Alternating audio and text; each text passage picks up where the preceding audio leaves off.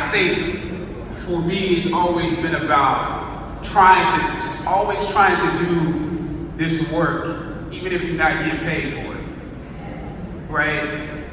The humble beginnings is that you got to do it for the love, right? And so for me, it's always been, it's not about even people seeing it. What am I learning in the process of working with this person or that person? And so I did a lot of stuff for free.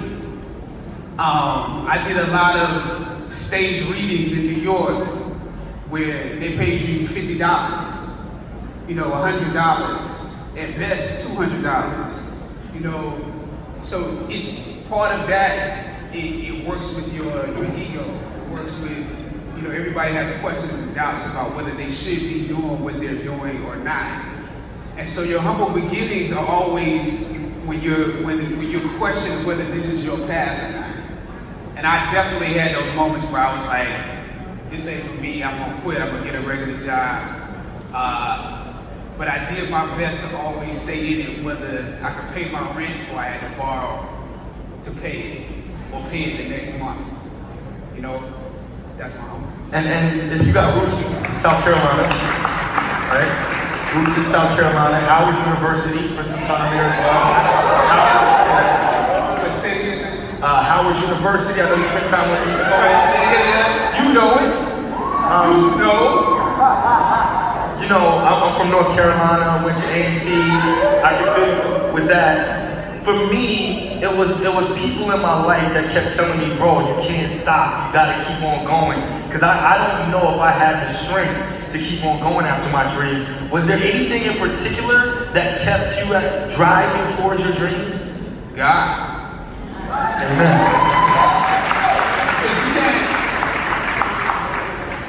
You can't wake up in the morning and face yourself and face God without God telling you in some way that you have to keep going, right? You might not hear it at times, or you might ignore it. But it's like, can I live with myself if I do anything else? Is the question. Wow. You know what I'm saying? Because if that's what was put in you and you don't live up to it, you're always gonna feel like you're slighting yourself. Yeah. You had to have felt the same way. As a writer, you're in the room, it takes so long from things to go from the page to seeing it on a screen. When you first saw your promos for All American, or you saw Rosewood pop up on the screen, tell me about the transition and the journey of being in that writer's room to seeing your products live for everybody to witness. I mean, it still trips me out. Every day that I drive onto a lot, I promise you, ask anyone on my staff, I am dancing, I am skipping, I am cartwheeling, because I can't believe I get to do this for a living. There's absolutely nothing like the magic of seeing something that was in your head that you managed to, through blood, sweat, and tears, get onto a page, and then you see all these amazing people, and everyone is really badass at what they do. The crew, the cast, everyone, and to see that machine work and an end product on the screen that you're just so proud of, there's no feeling like it. There really isn't. The panel before us, Issa Rae was on. Melina was also on that panel. Do you feel like it's a good time for women in the entertainment industry, especially in Black Hollywood? I do think it's a good time to be a Black woman in the industry, but listen, it is always a good time to be a Black woman.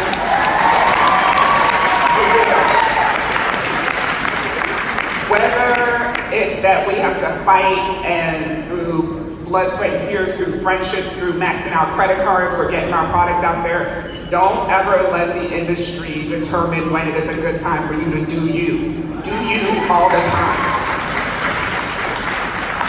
Now, Kenya, I remember Blackish's debut season, and there were a couple different shows in the marketplace that were competing for that same slot. To have a show like that and to watch it grow into a brand now, right? Now you have shows over multiple networks. Now you have projects that you're starring in yourself. Tell us a little bit about the journey and the process of getting your work out there for people to see. I started PA. I went to Clark, and after I came out, I was a PA, and I feel like to me, that was the best place to start. And so many times I see people now, Lena was a PA on one of the shows I was on, but like, when you start at the bottom and you kind of start working your way up, now that you have a chance to sort of run your show, I know how important everybody is to the process. And knowing, trying to memorize everyone on the crew's name, trying to understand what everyone does. I kind of think that's the biggest thing that I've learned, and the biggest part of the process for me is like understanding how everybody is such a part of making it go.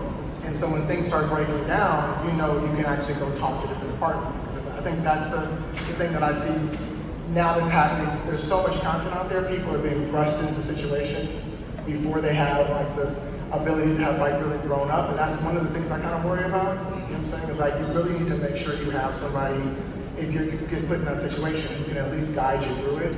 Now getting the different opportunities I've been getting, I feel like I really have a lot of respect for my executives in a way I didn't before, because you need people who really give you good notes and who have a vested interest in sort of your success. And I feel like the biggest thing for me is really trying to say something. You know, all the stuff I do, I wanted to say something, and getting in a position to give other people opportunities to help me has been the best, blessing that I can say in this situation. Are you ever nervous? I mean, your show tackles so many issues, from police brutality to the presidency, things that are going on in the country.